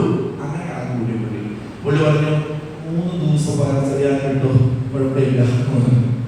ദൈവം തന്റെ പ്രവാചകനായ ഗാദ് മുഖാന്തരമാണ് സംസാരിച്ചത്. അങ്ങനെ അവിടെ ദൈവത്തിന്റെ ശിക്ഷയായ 3 ദിവസത്തേക്കുള്ള പകർച്ചവ്യാധി ലഭിച്ചു. സകല മനുഷ്യർക്കും, ദാവീദ് രാജാവ് ഒഴികെ ബാക്കി സകല മനുഷ്യർക്കും പകർച്ചവ്യാധി വന്ന് 70,000-ഓളം പേര് മരിച്ചു. ഹല്ലേലൂയ. 3 ദിവസം കൊണ്ട് 70,000-ഓളം പേര്. സ്വപ്നത്തിൽ പോലും ദാവീദ് വിചാരിച്ചു. അപ്പോൾ ദാവീദ് രാജാവിനെ പരിശുദ്ധാത്മാവ് പ്രചോദിപ്പിച്ചു. എന്ത്, ഇങ്ങനെ പോയി കഴിഞ്ഞാൽ 70,000 ലക്ഷമാകാൻ സാധ്യതയുണ്ട്. ഉടനെ തന്നെ എന്ത് ചെയ്യണം? ദൈവത്തിന് ബലി അർപ്പിക്കണം. ദൈവത്തിന് ഇപ്പം ദാവീദ് രാജാവ് തന്റെ ജനങ്ങളെല്ലാം ഇങ്ങനെ മരിച്ചു വീഴുന്നത് കാണാനായിട്ട് അന്തപ്പുരത്തിൽ ഇരിക്കാൻ പറ്റുന്നില്ല. പുള്ളി ഇങ്ങനെ വണ്ടി എടുത്തുകൊണ്ട് കുതിരപ്പുറത്ത് ഇങ്ങനെ നടക്കുവാണ്. അവിടെ പോകുമ്പോൾ അവിടെ കുറെ പേര് വരും, ഇവിടെ പോകുമ്പോൾ ഇവിടെ കുറെ ശവങ്ങൾ, അവിടെ ഓടുവാണ് ശവങ്ങൾ. അങ്ങനെ അദ്ദേഹത്തിന്റെ ഭ്രാന്ത് പിടിച്ച് നടന്ന് അവസാനം അദ്ദേഹം ഒരു മെതിക്കളത്തിലാണ് എത്തിച്ചേർന്നത്. ഒരു മെതിക്കളം, അരൗന എന്ന് പറയുന്ന ഒരു സഹോദരന്റെ മെതിക്കളം, അരൗന. അപ്പൊ ആ മെതിക്കളത്തിൽ വെച്ചാണ് ഇങ്ങനെ ഒരു പ്രചോദനം കിട്ടുന്നത്. കർത്താവിന് ബലി അർപ്പിച്ച്, ദഹന ബലി അർപ്പിച്ച് പ്രാർത്ഥിക്കുക. അപ്പൊ നോക്കിക്കഴിഞ്ഞപ്പോൾ ദഹനബലി അർപ്പിക്കാനായിട്ടുള്ള മൃഗം വേണം, ദഹനബലി അർപ്പിക്കാനുള്ള വിറക് വേണം, ബലിവീട് അവിടെ ഉണ്ടാകാൻ കല്ലൊക്കെ പറഞ്ഞു വെച്ചുണ്ടാക്കാം. അപ്പൊ ഈ മെതിക്കളത്തിലാണ് നിൽക്കുന്നത്. അപ്പൊ ആ മെതിക്കളത്തിന്റെ ഉടമയാണ് അരവണ. അപ്പൊ അരവണ ഇങ്ങനെ ദാവീദ് വിഷമിച്ചിരിക്കുന്ന പറഞ്ഞു, രാജാവേ അന്ന് ഇവിടെ വെച്ച് ബലി അർപ്പിച്ചു, വേറെ എടുത്ത് പോകണ്ട, ഈ ബലിക്കളത്തിൽ തന്നെ എടുത്തു, ബലി അർപ്പിക്കാനുള്ള മൃഗത്തെ ഞാൻ തരാം. നോക്കൂ, ഇനി വിറകിന് വേണ്ടിയിട്ട് ഇവിടെ ബലിക്കളത്തിലെ രഥങ്ങളുണ്ട്, അല്ലെങ്കിൽ മുഖം ഒക്കെ ഇല്ലേ, ഈ വണ്ടിയിലൊക്കെ കിട്ടുന്ന സാധനങ്ങൾ, ഇതെല്ലാം മരമാണ്, ഇതെല്ലാം വെട്ടിക്കുറിച്ച് വിറകാക്കി എടുത്തു, എല്ലാം അവിടെ അറേഞ്ച് ചെയ്ത് തന്നേക്കാം, എല്ലാം എടുത്തു, വേറെ ബലി അർപ്പിച്ചോളാണ് ആരാധന പറഞ്ഞു. പ്രിയമുള്ള സഹോദരങ്ങളെ, സാമുവേൽ പ്രവാചകന്റെ പുസ്തകം 2-ാം അധ്യായത്തിന്റെ 24-ാം 2 സാമുവേലിന്റെ 2-ാം അധ്യായത്തിന്റെ 24-ാം തിരുവാക്യത്തിലൂടെ ദാവീദ് ഇപ്രകാരം പറഞ്ഞു, എന്താണ്? എനിക്ക് ഒരു ചെലവുമില്ലാത്ത ദഹനബലി എന്റെ ദൈവമായ കർത്താവിന് ഞാൻ അർപ്പിക്കുകയില്ല. എനിക്ക് ഒരു ചെലവുമില്ലാത്ത അരവണ പറയുകയാണ്, ബലിയർപ്പിക്കാനുള്ള മൃഗമില്ല, ബലിയർപ്പിക്കാനുള്ള വിറകിന് വേണ്ടിയിട്ട് രഥം വെട്ടിയെടുത്താൽ മതി, ആ മുഖം വെട്ടിക്കണ്ടിച്ച് വെച്ചാൽ മതി, എല്ലാം ഇവിടെ ഉണ്ട്, ബലിയുടെ മണതോ വെട്ടിയായിക്കോ, ഉടനെ തന്നെ ഒഴുകി പൊക്കോളും, ക്യാരിയോളും. അപ്പൊ ദാവീദ് പറയുക, ശരിയാണല്ലോ, എല്ലാം എളുപ്പമാണല്ലോ, എന്റെ മകനാണല്ലോ, എന്റെ പ്രജയാണല്ലോ, അവന്റെ സ്ഥലം എന്റെ സ്ഥലമാണല്ലോ, എന്നാ പിന്നെ മേടിച്ചേക്കാന്നല്ല വന്നത്. വില കൊടുക്കാതെ ഞാൻ മേടിക്കുന്ന ഈ സാധനങ്ങൾ കൊണ്ട് ഞാൻ ദൈവമായ കർത്താവിനെ അർപ്പിക്കുന്നു. ഇത് ദൈവം നമ്മളോട് ആഹ്വാനം ചെയ്തിരിക്കുകയാണ്. നാം അർപ്പിക്കുന്ന ബലിക്ക് നാം വില കൊടുക്കാറുണ്ട്. നിങ്ങൾ കുർബാന പൈസ കൊണ്ടൊന്നും അല്ലാണ്ടുള്ള ഉദ്ദേശിക്കുന്നത്, കുർബാന ചോദിക്കാനുള്ള കുർബാനയ്ക്ക് കാലകാലങ്ങളിലുള്ള തുക അത് കൊടുക്കാറുണ്ട്, അതല്ല ഞാനിവിടെ ഉദ്ദേശിക്കുന്നത്. അല്ലെങ്കിൽ ഞാൻ ആദ്യം പറഞ്ഞതിന് ടി എ കൊടുക്കാറുണ്ടോ, 5000 രൂപയാണ് ടി എ കൊടുത്ത്, 2000 രൂപയാണ് ടി എ കൊടുത്ത്, അതല്ല ഇവിടെ ഉദ്ദേശിക്കുന്നത്. കുർബാനയ്ക്ക് നാം എത്രത്തോളം വില കൊടുക്കാറുണ്ട്. എന്തെല്ലാമാണ് വില കൊടുക്കാൻ പറ്റുക? നമ്മുടെ time is precious. Time and time is for no man. സമയവും ദിനമാനവും ഒരു മനുഷ്യനും വേണ്ടി കാത്തു നിൽക്കുകയില്ല. നോക്കി നിൽക്കെ വിട്ടു പോകും, റോക്കറ്റ് ഉടനെ കാണും. എത്ര പെട്ടെന്നാണ് 2025 ഈസ്റ്റർ വന്നത്. ഞാൻ ഇവിടെ ഇന്നാള് ട്രാൻസ്ഫറായി പോയ പോലെ ഇരിക്കുന്നു, പോയി 2 ആഴ്ചയായി ഇരിക്കുന്നു. വളരെ പെട്ടെന്നാണ് സമയം പോകുന്നത്. ഞാൻ 5 കൊല്ലമായി അച്ഛനായിട്ട് എനിക്ക് അനുഭവം തോന്നുന്നു. 5 കൊല്ലമായി. ഹല്ലേലൂയ. സമയം വളരെ പ്രധാനപ്പെട്ടതാണ്. വളരെ പ്രധാനപ്പെട്ട ഈ സമയം ബലി അർപ്പിക്കാൻ വേണ്ടി ഞാൻ എന്തോരം സാക്രിഫൈസ് ചെയ്യണം. കുർബാന അർപ്പിക്കാൻ വീണ്ടും നിങ്ങളോട് പറയുന്നു, കുർബാന അർപ്പിക്കാനായിട്ട് നിങ്ങൾ വരുന്നെങ്കിൽ നിങ്ങൾ നേരത്തെ പള്ളി വരണം. 10 മണിയുടെ കുർബാനയ്ക്ക് 10 മണിക്ക് ശേഷമല്ല വരേണ്ടത്. നമ്മുടെ ഇടവകയുടെ സാഹചര്യം നിങ്ങൾക്കറിയാം, ടൗണാണ്. വണ്ടി പാർക്ക് ചെയ്യണമെങ്കിൽ തന്നെ ഒരു 15 മിനിറ്റ് സമയം വേണം, അവിടെ ഇവിടെയൊക്കെ വിട്ടിച്ച് വരണമെങ്കിൽ. ഇതെല്ലാം മനസ്സിലാക്കി നമ്മൾ നേരത്തെ ഇറങ്ങണം.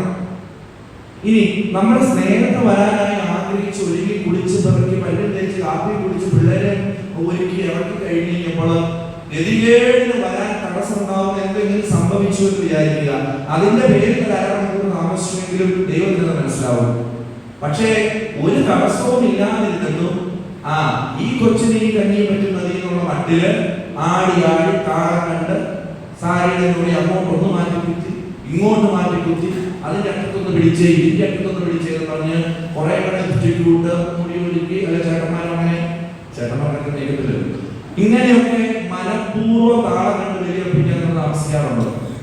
വണ്ടി പാർക്ക് ചെയ്ത ശേഷം ഇവിടെ നിന്ന് വരുന്നത് ഒരല്പം ഓടി പള്ളി കയറുന്നതിൽ കുഴപ്പമില്ല, താമസിച്ച് പോയാൽ ആടി ഇങ്ങനെ ഭാഷത്തോട് വരുന്നത് അങ്ങനെയല്ല വരേണ്ടത്. ഇതൊക്കെ ഞാൻ കണ്ടോണ്ടിരിക്കുന്ന ഈ പള്ളിയിലും എല്ലാ പള്ളിയിലും പള്ളി വന്നു കഴിഞ്ഞിട്ടുണ്ടെങ്കിൽ ഇങ്ങനെ മോള് ഫാനോടെ അങ്ങനെയൊക്കെ എങ്ങനെയെങ്കിലും നമ്മൾ തിരിക്കുകയുള്ളൂ. സത്യമായ കാര്യം ആണെന്നും പെണ്ണുങ്ങളും ഒക്കെ കണക്കാക്കരുത്. ഇപ്പൊ ഞാനാണെങ്കിൽ ഫാനോടൊപ്പം ആദ്യം നോക്കൂ, അത് തെറ്റില്ല. പക്ഷേ ഇപ്പൊ നമ്മളൊരു മൂലയിലാണ് നമുക്ക് സ്ഥലം കിട്ടിയെങ്കിൽ അല്ലെ ആ സൈഡിലാണ് സ്ഥലം കിട്ടിയെങ്കിൽ നമ്മൾ ഓർക്കരുത്. അതാണ് വില കൊടുക്കുക. അപ്പോൾ നമുക്ക് അനുഭവിക്കുന്ന ഉഷ്ണം, അപ്പോൾ നമുക്ക് അനുഭവിക്കുന്ന വേദന, ഓടിക്കടച്ചു വന്നതിന്റെ ആ ബുദ്ധിമുട്ട്, വിയർപ്പ്, അതെല്ലാം ദൈവത്തിന് മുമ്പിൽ പ്രസാദകരമാണ്. ഹല്ലേലൂയ. അല്ലെങ്കിൽ മുട്ടുകുത്താനായിട്ട് ഇപ്പൊ ഞാൻ പറയട്ടെ, ഇപ്പൊ നമ്മള് എല്ലാ ദിവസവും ടർഫിൽ കളിക്കാൻ പോകുന്നവരാണ്, എല്ലാ ദിവസവും ജിമ്മിൽ പോകുന്നവരാണ്. പക്ഷെ പള്ളിയിൽ വന്നു കഴിയുമ്പോൾ കസേരയിലല്ലാതെ നമ്മളുടെ പ്രത്യേക സ്ഥലങ്ങൾ വയ്ക്കുക, കസേരയിലല്ലാതെ നമ്മൾ ഇരിക്കുക. അങ്ങനെയുള്ള ഈ കോവിഡ് വന്ന കാലത്താണ് തോന്നുന്നു നമ്മുടെ രൂപത്തിൽ ഉൾപ്പെടെ പലയിടത്തും പള്ളി നിറച്ച് ബെഞ്ചും പള്ളി നിറച്ച് കസേര വന്നത്. അതിന് മുമ്പ് ഇവിടെ കാണുമായിരിക്കും, സാധാരണ ഇല്ല. ഇപ്പൊ 1-ാം ക്ലാസ്സിൽ കൊച്ചു കസേരയിൽ ഇരിക്കുള്ളൂ, തറയിരിക്കുക. ദൈവസന്നിധിയിലാണെങ്കിലുള്ള കാര്യം പറഞ്ഞത് അത് നമ്മൾ മനസ്സിലാക്കി. യാക്കോബായ ഓർത്തഡോക്സ് മർത്തോമാ സർക്കാർ കണ്ടുപിടിക്കണം. അവരുടെ പള്ളിയിൽ മതപ്രായമായിട്ടുള്ള ഇവർ വന്നിട്ടുണ്ടെങ്കിൽ ഇരിക്കാൻ വേണ്ടി 2 ബെഞ്ച് പുറകിൽ കാണും. അതല്ലാതെ ബാക്കി മുഴുവനും അത് ഇതുപോലത്തെ പലതരത്തിലുള്ള കാർപ്പറ്റൊന്നും അല്ല. നിങ്ങൾ അവരുടെ പള്ളി പോയിട്ടില്ലേ? ഈ ചകിരി കൊണ്ടുള്ള കാർപ്പറ്റ ഇരുന്ന് കഴിഞ്ഞാൽ അവിടെ അച്ചു പതിയുന്നത് പതിയും കുത്തുകുത്തിയ നല്ല തഴവ് വരും. യാക്കോബായ ഓർത്തഡോക്സ് മെത്രാന്മാരുടെ അച്ഛന്മാരുടെ കൈയും നെറ്റിയും നിങ്ങൾ ശ്രദ്ധിച്ചിട്ടുണ്ടോ? അല്ലെങ്കിൽ അവരെ കാണിച്ചുമ്പോ നോക്കിക്കോ. അവരുടെ ഈ കൈയും ഇവിടെ നെറ്റിയും ഒക്കെ നല്ല തഴമ്പ്. എന്തുകൊണ്ടാണ്? ഈ പറയുന്ന തറയിൽ അവര് ഇങ്ങനെ കൈ കുമ്പിട്ട് നെറ്റി മുട്ടിച്ച് കുമ്പിട്ട് അവർ പ്രാർത്ഥിക്കാറുണ്ട്. ഹല്ലേലൂയ. നമുക്ക് അത്രയും കഠിനകരമായ ചിന്തകളൊന്നും ഇല്ലല്ലോ. തറയിൽ പോയിരിക്കാൻ നമുക്ക് ബുദ്ധിമുട്ടാണ്. ഇതൊക്കെയാണ് സാക്രിഫൈസ്. അതാണ് ഞാൻ അമ്മച്ചിയുണ്ട് മുമ്പിൽ വഴിയിൽ. ആ അമ്മച്ചി ശനിയാഴ്ച അത്താഴം ഉപവാസമാണ്, ഞായറാഴ്ച ബലിയർപ്പിക്കാൻ. പണ്ടത്തെ നമ്മുടെ അമ്മച്ചിമാരൊക്കെ ഞായറാഴ്ച പള്ളിയിൽ പോണെങ്കിൽ ഈ ആഴ്ച മുതൽ തന്നെ ഒരുങ്ങും, പ്രാർത്ഥിച്ചൊരുങ്ങും. ശനിയാഴ്ച ഉച്ചയാകുമ്പോഴത്തേക്കും ചട്ടയും കൊണ്ടുമൊക്കെ തേച്ച് ബെഡിന്റെ അടിയിൽ വെച്ച് ഏറെ കാണിച്ച എന്റെ വലിയൊക്കെ പണ്ട് കുഞ്ഞുനാൾ ഓർക്കുന്നുണ്ട്. എന്നിട്ട് അത് ഏതാണ്ട് ഇങ്ങനെ ഞൊറിഞ്ഞ് മടക്കി ഇങ്ങനെ വെച്ച് സെറ്റായി നോക്കിയിരിക്കുക നയപ്പെടുന്ന പള്ളിയിൽ പോകാൻ എത്രമാത്രം ഒരുക്കത്തോടും ആകാംക്ഷയോടും കൂടെ. ഇന്ന് നമ്മളോ കിടക്കപ്പായി കല്ലുപോലും തേക്കുന്നുണ്ടോ നമുക്കറിയാൻ മേല. കാരണം കുർബാന ചെയ്യുന്നില്ല, അവരെ വാ വിളിക്കേണ്ട ആവശ്യമില്ല, പ്രാർത്ഥനയില്ല, വാ വിളിക്കാറുമില്ല. ഹല്ലേലൂയ. ഇതാണ് നമ്മുടെ അവസ്ഥ. നമ്മൾ എന്ത് വില കൊടുക്കുന്നു? വില കൊടുക്കാത്ത ഒന്നും കൊണ്ട് ഞാൻ എന്റെ ദൈവമായ കർത്താവിന് ബലി അർപ്പിക്കുന്നത് ദാവീദ് പറഞ്ഞതുപോലെ നമ്മൾ വില കൊടുക്കാതെ ബലി അർപ്പിച്ചത് കാര്യം. പ്രിയമുള്ള സഹോദരങ്ങളെ, അതുപോലെ എന്റർടൈൻമെന്റ്സ്, ഇപ്പൊ കല്യാണം ഞായറാഴ്ച ആണെങ്കിൽ അല്ലെങ്കിൽ ടൂർ വെക്കുന്നു. യൂത്തിനോട് നീ എന്താണ് പള്ളി വരാനും അതെ സാർ കമ്പനിക്ക് ടൂർ സൺഡേ വെച്ചത് ആയിക്കോട്ടെ. പക്ഷെ നമുക്കൊരു നിലപാടുണ്ടായിരിക്കണം. ഇടദിവസങ്ങളിലോ പള്ളിയിൽ പോകാറില്ല, ഞായറാഴ്ച ആഴ്ചയിൽ ഒരിക്കലും പള്ളിയിൽ പോകണമെങ്കിൽ അന്ന് എന്ത് പരിപാടിക്ക് പോയാലും ഏതെങ്കിലും ഒരു പള്ളിയിൽ പോയി കുർബാന അർപ്പിച്ചിട്ട് ഞാൻ പോകും. ആ ഒരു മിനിമം നിലപാടെങ്കിലും നമുക്കുണ്ടാകും. അതുപോലെ നമുക്കില്ല. ഇപ്പൊ ഹോസ്പിറ്റൽ കേസ് അഡ്മിറ്റ് ആയി നടക്കുവാണ്, പള്ളി പോകാൻ പറ്റിയ ദൈവത്തിന് അറിയാം. പക്ഷേ ദൈവം മനസാക്ഷിയോട് ചോദിക്കുമ്പോൾ നിങ്ങൾക്കറിയാമല്ലോ എത്രത്തോളം നമ്മൾ തമ്മിലിന് വേണ്ടി വില കൊടുക്കുന്നത്. സമയം, ആരോഗ്യം, സാഹചര്യങ്ങൾ മാറ്റിവെക്കാറുണ്ട്. സ്വയം ചിന്തിച്ചാൽ മതി. അങ്ങനെ വില കൊടുക്കുന്നവർക്ക് കുർബാന അനുഭവമാവും, അഭിഷേകമാവും. ഹല്ലേലൂയ. പിന്നീട് ഇവിടെ ഒരു കാര്യം നമ്മൾ ഓർക്കുന്നത് വളരെ ബുദ്ധിമുട്ടുള്ളതും എന്നാൽ ഈശോ ആഗ്രഹിക്കുന്നതുമായ സംഗതിയാണ്. നമ്മൾ പെസഹ ആചരണ സമയം ഈ ലൂക്കായുടെ സുവിശേഷത്തിലും മർക്കോസിന്റെ സുവിശേഷത്തിലും മത്തായിയുടെ സുവിശേഷത്തിലും പെസഹ ആചരണത്തിനെ പറ്റി നമ്മൾ കാണുന്നുണ്ട്. ഈ പെസഹ ആചരണത്തില് ഈശോ ആദ്യ കുർബാന കൊടുക്കുന്നുണ്ട്. നമ്മളെല്ലാവരും ആദ്യ കുർബാന സ്വീകരിച്ചവരല്ലേ? അല്ലാത്തവരിലോട്ട് അതിനകത്ത് നമ്മളൊന്നെങ്കിൽ പണ്ടത്തെ കാലത്താണെങ്കിൽ ബിഷപ്സ് വരുമായിരുന്നു, ഇപ്പോൾ അച്ഛന്മാർ തന്നെ കൊടുക്കും. അങ്ങനെ നമ്മുടെ അച്ഛന്മാരിൽ നിന്നും മെത്രാനിൽ നിന്നും നമ്മൾ ആഘോഷമായി കുർബാന സ്വീകരിച്ചത്. നമ്മളിപ്പോൾ കുഞ്ഞുങ്ങൾക്ക് ആദ്യ കുർബാന മാമോദിസയോടെ കൊടുക്കുമെങ്കിലും പ്രായമാകുമ്പോൾ ആഘോഷമായി നമ്മൾ കൊടുക്കാറുണ്ട്. ഇതുപോലെ ഈശോയിൽ നിന്ന് ആദ്യ കുർബാന ആദ്യമായി സ്വീകരിച്ച ഒരു വിശിഷ്ട വ്യക്തിത്വമുണ്ട്. 12 അപ്പോസ്തലന്മാരിലാണത്. ആരായിരിക്കും അത്? ആലോചിച്ച് നോക്ക്. ഈശോയിൽ നിന്നും സ്വന്തം ശരീരവും രക്തവും ആകുന്ന പരിശുദ്ധ കുർബാന ആദ്യമേ സ്വീകരിച്ച അനുഗ്രഹീത ശിഷ്യനാരാണ്? ഉറക്കെ പറ. യാക്കോബോ, ലൂക്ക, യോഹന്നാൻ, ഫിലിപ്പോസ്, ബർത്തലോമിയോ. ഏതാ? യോഹന്നാൻ. യോഹന്നാൻ ഉൾപ്പെടുകയെ വേറെ യൂദാസ് കറിയോത്ത. അതെന്ന് പറഞ്ഞ് ഹല്ലേലൂയ എന്നാണ് പറയാൻ പറ്റുന്നത്. ഹല്ലേലൂയ. യൂദാസ് കറിയോത്ത. ഈശോ ആദ്യ കുർബാന ആദ്യമായിട്ട് കൊടുത്തത് അങ്ങനെയാണ്. ഈശോ ആദ്യമായിട്ട് ആദ്യ കുർബാന കൊടുക്കുമ്പോഴും ഈശോയ്ക്ക് അറിയാമായിരുന്നു എന്ത്, ഈ മുതൽ കുറച്ച് കഴിയുമ്പം എന്നെ ഒറ്റൂന്ന്. എന്നിട്ടും ഈശോ അവന് കുർബാന കൊടുത്തു. എന്നിട്ടും തന്റെ രക്ഷയിൽ അവന് പങ്കാളിത്തം ഈശോ കൊടുത്തു. പ്രിയമുള്ളവരെ, നമുക്ക് ചുറ്റും ജീവിക്കുന്നവര് നമ്മളെ ചതിക്കുകയും വഞ്ചിക്കുകയും നമ്മളെ കുഴി ചാടുകയും നമുക്ക് ഉപദ്രവം ചെയ്യുകയും ചെയ്യുന്നതൊക്കെ നമുക്ക് മനസ്സിലാവും. അറിയാതെ കഴിക്കുന്നവർക്ക് കൊലപ്പെട്ടത് വരും. പുഞ്ചിരി അധരത്തിൽ വഞ്ചന ഹൃദയത്തിൽ കെണികൾ വയ്ക്കും അവൻ സോദരഭാവത്തിൽ. ഹല്ലേലൂയ നാഥ വഞ്ചകരിൽ നിന്നെ രക്ഷിക്കാം. ആ പാട്ട് കേട്ടിട്ടുണ്ടോ? നിങ്ങൾ കേട്ടിട്ടില്ല, കാരണം മലകരക്കാരുടെ പാട്ടാണ്. പുഞ്ചിരി അധരത്തിൽ വഞ്ചന ഹൃദയത്തിൽ കെണികൾ വയ്ക്കും അവൻ സോദരഭാവത്തിൽ. ഹല്ലേലൂയ നാഥ വഞ്ചകരിൽ നിന്നെ രക്ഷിക്കാം. പാടുമോ? അവർ പ്രാർത്ഥിക്കുന്ന പാട്ടാണ്. അതിന്റെ അർത്ഥമൊക്കെയാണ്. കാണുമ്പോൾ ചിരിച്ചു കാണി 32 കൊല്ലം ഇപ്പൊ വഴി പോകുന്നു, അതുപോലെ ചിരിച്ചു കാണിക്കും. പക്ഷെ ഉള്ളിൽ വഞ്ചനയായിരിക്കും. ഇങ്ങനെയാണ് മനുഷ്യരുടെ മതത്തിലാണ് നമ്മൾ ജീവിക്കുന്നത്. നമുക്കറിയാം ഇവർ ഏത് ടൈപ്പാണ്, ഇവർ ഏത് ടൈപ്പാണ്. അവരുടെ കുറവുകൾ മനസ്സിലാക്കിക്കൊണ്ട്, അവർ നമുക്ക് വരാൻ പോകുന്ന പണിയിൽ നിന്ന് മനസ്സിലാക്കിക്കൊണ്ട് അവരെ ഉള്ളു തുറന്ന് സ്നേഹിക്കാനാണ് ഈശോ. അതാണ് യഥാർത്ഥ കുർബാന എന്നാണ് ഈശോ. അവിടെയാണ് പങ്കിട്ട് കൊടുക്കലിന്റെ, മുറിച്ചു കൊടുക്കലിന്റെ ആത്മീയതയുള്ളത്. പ്രിയമുള്ളവരെ, അങ്ങനെയുള്ളവരെയാണ് ഈശോ അനുഗ്രഹിക്കുകയും നിത്യജീവൻ അർഹരാകുകയും ചെയ്യുന്നത്. നമ്മൾ ഈശോനെ പറയുന്നുണ്ടല്ലോ, നിങ്ങളെ സ്നേഹിക്കുന്നവരെ നിങ്ങൾ സ്നേഹിക്കുന്നത് എന്താണ് പ്രത്യേകത? ശത്രുക്കൾ പോലും വിചാരികൾ പോലും ചെയ്യുന്നു. അതുകൊണ്ട് നമ്മളെ ദ്വേഷിക്കുകയും നമുക്ക് ഭാരമണിയുകയും ചെയ്യുന്ന മനുഷ്യരാരാണെന്ന് നമുക്ക് അറിയാൻ തന്നെ അവർക്ക് വേണ്ടി പ്രാർത്ഥിക്കണം. അവരുടെ മാനസാന്തരത്തിന് വേണ്ടി, തിരിച്ചറിവിന് വേണ്ടി, മനസമാധാനത്തിന് വേണ്ടി നമ്മൾ പ്രാർത്ഥിക്കണം. ഹല്ലേലൂയ, യേശുവേ നന്ദി, യേശുവേ സ്തുതി. അങ്ങനെയൊക്കെ നിങ്ങൾ പ്രാർത്ഥിച്ചു തുടങ്ങുകയും ആദ്യമൊക്കെ ഭയങ്കര വിഷമമായിരിക്കും. നമ്മുടെ ശത്രുക്കൾക്ക് വേണ്ടി ആദ്യം പ്രാർത്ഥിക്കാൻ ഭയങ്കര വിഷമമായിരിക്കും. മനസ്സിലൊക്കെ ഭയങ്കര കട്ടി, വെറുപ്പും ഭാരവും ഓളം കൂടും. എന്നാൽ സ്ഥിരമായി നമ്മളിങ്ങനെ പ്രാർത്ഥിച്ചുകൊണ്ടിരുന്നാൽ നമുക്ക് ഏറ്റവും ആനന്ദവും ഭയങ്കര ആത്മവിശ്വാസവും ധൈര്യവും തരുന്ന ഒരു ഉപാധിയായി മാറും ശത്രുക്കൾക്ക് വേണ്ടിയുള്ള നമ്മുടെ പ്രാർത്ഥന. Hallelujah, hallelujah. പ്രാർത്ഥിക്കാട്ടോ, എന്നാണ് ചിലർ മനസ്സിലാക്കുന്നത്. നിങ്ങൾ പ്രാർത്ഥിക്കണേ, നമ്മുടെ ആത്മരക്ഷയ്ക്ക് വേണ്ടി പ്രാർത്ഥിക്കണം. പ്രിയമുള്ള സഹോദരങ്ങളെ, സമയം വൈകുന്നത് കൊണ്ട് വളരെ പെട്ടെന്ന് പറയാം. യോഹന്നാന്റെ സുവിശേഷം 6-ാം അധ്യായം 56-ാം വാക്യം, ജോൺ ചാപ്റ്റർ 6:6. അവിടെ ഇങ്ങനെയാണ് പറയുന്നത്. ഇത് നമുക്ക് അറിയാവുന്ന വചനമാണ്.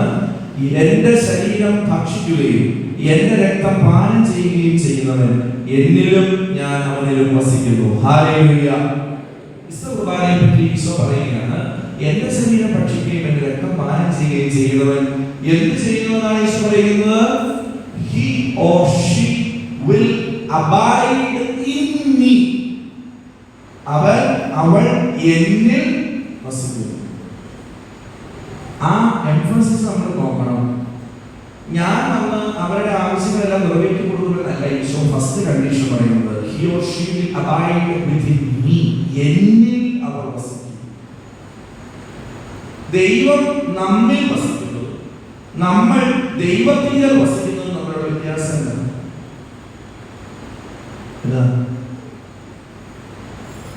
ഏതാ നല്ലത്? നമ്മൾ ദൈവത്തിൽ വസിക്കുന്നതാണ് നല്ലതാണെന്നാണ് ഈശോ പറഞ്ഞത്. ഈ ശരീരം ഭക്ഷിക്കുകയും രക്തം പാനം ചെയ്യുകയും ചെയ്യുന്നവൻ എന്നിൽ വസിക്കും. എന്നിൽ വസിക്കാൻ പറയുകയാണ് നമ്മുടെ സ്റ്റാൻഡേർഡ് ഒന്നോടെ കൂടും. ദൈവം വന്ന് നമ്മിൽ വസിക്കണമേ നമ്മൾ പ്രാർത്ഥിക്കുമ്പോൾ നമ്മൾ ദൈവത്തിനൊരു മാർജിൻ ഇടുകയാണ്, ഒരു ലിമിറ്റേഷൻ വെക്കുകയാണ്. അതായത് നമ്മുടെ ചില ഇന്റൻഷൻസ്, മകളെ കെട്ടിച്ചു തരണം, വിദേശത്തേക്ക് പോകണം, രോഗം മാറണം, വീട് പണിയണം, അല്ലെങ്കിൽ അത് ഇതെന്ന് പറഞ്ഞ് നമ്മൾ ഒരു സ്കെച്ച് പ്ലാൻ ഉണ്ടാക്കി വെച്ചേക്കെയാണ്. എന്നിട്ട് നമ്മൾ ദൈവത്തോട് ഇതിൽ വന്ന് വസിക്കും, ഇതിൽ വന്ന് വസിക്കും, ഇതിലേക്ക് ഇറങ്ങും എന്ന് പ്രാർത്ഥിച്ചുകൊണ്ടിരിക്കും. അപ്പൊ ദൈവത്തിന് ആ പറയുന്ന 4-7 ഫോർമുലല്ലാതെ പ്രവർത്തിക്കാനായിട്ട് നമ്മൾ അനുവാദം കൊടുക്കുന്നില്ല. ഞാൻ പറഞ്ഞത് നിങ്ങൾക്ക് മനസ്സിലാവുന്നുണ്ടോ? ദൈവം അത് ആഗ്രഹിക്കുന്നില്ല. ദൈവം ആഗ്രഹിക്കുന്നത് എന്താണ്? നമ്മളെല്ലാവരും കർത്താവിങ്കൽ വസിക്കും. അപ്പോൾ സ്വാഭാവികമായി നമ്മുടെ നിലവാരം കൂടും. തെരുവിലൂടെ അലഞ്ഞു നടക്കുന്ന ഒരു വ്യക്തിയുടെ കൂടെ നമ്മൾ പോയി ജീവിച്ചു കഴിഞ്ഞാൽ സ്വാഭാവികമായി നമ്മൾ ആ വ്യക്തിയെ പോലെ റോട്ടിൽ കിടക്കാൻ തുടങ്ങും, ആ വ്യക്തിയെ പോലെ പിച്ചക്കാരെടുക്കുന്ന ആ പാത്രം എടുക്കാൻ തുടങ്ങും, ആ ഒരു വൃത്തിഹീനമായി മാറും. പക്ഷെ ആ വ്യക്തിയെ നമ്മൾ കൊണ്ടുപോയി നമ്മുടെ വീട്ടിൽ പാർപ്പിച്ച് ആദ്യം മുടി താടി ഉടുപ്പൊക്കെ മാറ്റി കുളിപ്പിച്ച് സുന്ദരനാക്കി മനുഷ്യപ്പാടത്തിലേക്കാണ്. ഞാൻ പറഞ്ഞ ഉദാഹരണം മനസ്സിലാകുന്നവരായിരിക്കും. ഇതാണ് നമ്മൾ സംഭവിക്കുന്നത്. പരിശുദ്ധ കുർബാന നാം അർപ്പിക്കുന്നുവെങ്കിൽ ദൈവത്തിനെ പോലെ ആകുവാൻ, മറ്റൊരു ഈശോയായി മാറുവാൻ, ദൈവരാജ്യത്തിന്റെ ശുശ്രൂഷകനായി മാറുവാൻ ഞങ്ങളുടെ നിലവാരത്തെ ഉയർത്തണമേ എന്നുള്ളൊരു ആഗ്രഹം നമുക്ക് വേണം. ആ ആഗ്രഹമില്ലാതെ ബലിയർപ്പിച്ച് എന്റെ ഇതിലേക്ക് വരണേ, എന്റെ ഈ വിഷയത്തിലേക്ക് വരണമേ എന്ന് മാത്രം പ്രാർത്ഥിച്ചുകൊണ്ടിരുന്നാൽ ആ കുർബാന നമുക്ക് വിരസതയുള്ളതായി മാറും. ഹല്ലേലൂയ. യേശുവേ നന്ദി, യേശുവേ സ്തുതി, യേശുവേ ആരാധന. പ്രിയമുള്ളവരെ, അതുകൊണ്ട് ഞാൻ വൈകിപ്പിക്കുകയാണ്. സമയം 8:15 നമുക്ക് ആരാധനയിലേക്ക് പ്രവേശിക്കണം. ഈശോയുടെ കുരിശിൻ ചുവട്ടില് 3 തരത്തിലുള്ള ആളുകളാണ് നിന്നിരുന്നത്. ഈശോയുടെ കാൽവരിയില് ചരിത്രത്തിൽ അവൻ ബലിയർപ്പിച്ച ബലിപീഠത്തിന്റെ കീഴില് 3 ടൈപ്പ് ആളുകളാണ് നിന്നിരുന്നത്. ഒന്നാമത്തെ ആളുകൾ എന്ന് പറയുന്നത് ഈശോയെ അഗാധമായി സ്നേഹിക്കുകയും അവനെ പ്രതി നെടുവീർപ്പിട്ട് കരയുകയും ചെയ്തിരുന്ന വിഭാഗം. അതിൽപ്പെടുന്നവരാരൊക്കെയാണ്? പരിശുദ്ധ കന്യാമറിയം, വിശുദ്ധ യോഹന്നാൻ ശ്ലീഹ, പിന്നെ ഭക്ത സ്ത്രീകളായ. വേറൊരു വിഭാഗമുണ്ട്, ഈശോയെ പഴിച്ച് നീ ദൈവപുത്രനെങ്കിൽ അത്ഭുതം പ്രവർത്തിച്ച് ഇറങ്ങി വാ എന്ന് പറഞ്ഞ് കുരിശിൽ തൂക്കിയിട്ടും അവനെ അപഹസിച്ചവർ, അവന്റെ നേരെ തുപ്പിയവർ, അവന്റെ തിരുവിലാവിൽ കുന്തം കൊണ്ട് കുത്തിയവർ, അവന് കുടിക്കാനായി പുളിച്ച വിനാഗിരി നീട്ടിയവർ. ഇവരെല്ലാം ഈശോയെ അപഹസിച്ചവരാണ്, ഈശോയുടെ ശത്രുപക്ഷത്തു നിന്നവരാണ്. വേറെ ഒരു വിഭാഗമുണ്ട്,